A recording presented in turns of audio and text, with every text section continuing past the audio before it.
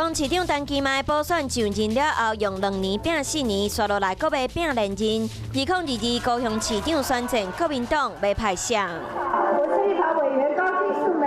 无党籍立委高金素梅外团这摆互点名，负责决定中央选战策略的国民党立委鲍坤基推荐。不过伊私底下回应，目前还未确定，有答案就会公布。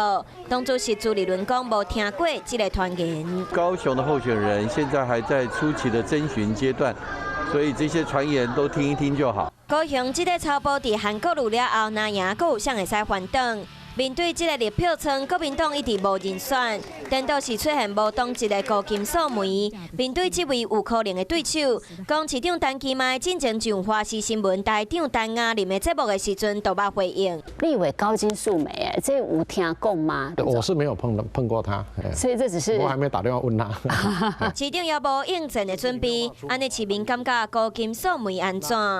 伊也唔是在地这人而已，那伊我看是无什么适合的。不是说找一个谁声量高就推他出来，这样有点本末倒置吧。民进党的市议员认为，派一个无熟悉在地的人来选，真正是看不起高雄人的智慧。高金素梅不仅都是空降，对高雄市民来讲，也没有任何一点的情感的认同跟连结。随随便便派一个人来高雄，就想骗取高雄市民的选票，这真的是太低估高雄市民的智慧。不过，国民党的议员表示，高金素梅的知名度、亲和力和战斗力拢真强，会使和陈其迈抗衡的优势。看起来高雄市长这阵哪样要未完全放弃，嘛是未演先轰动。